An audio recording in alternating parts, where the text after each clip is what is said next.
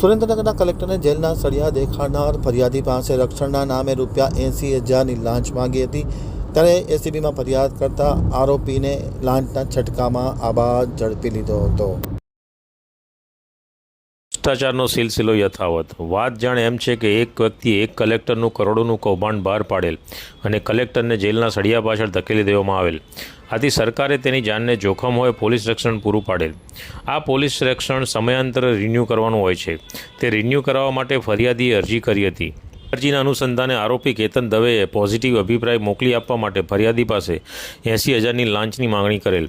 ફરિયાદીએ એસીબીમાં ફરિયાદ નોંધાવી અને ACB police inspector Shri HP ચાવડાનાઓએ ટ્રેપ ગોઠવી ફરિયાદીને ₹80,000 રંગે હાથો સ્વીકારતા ઝડપી પાડેલ અને આરોપી કેતન દવેની ધરપકડ કરી વધુ તપાસ હાથ ધરેલ છે। જસ્ટિન પરેરા, આમતક ન્યૂઝ બ્યુરો, અમદાવાદ।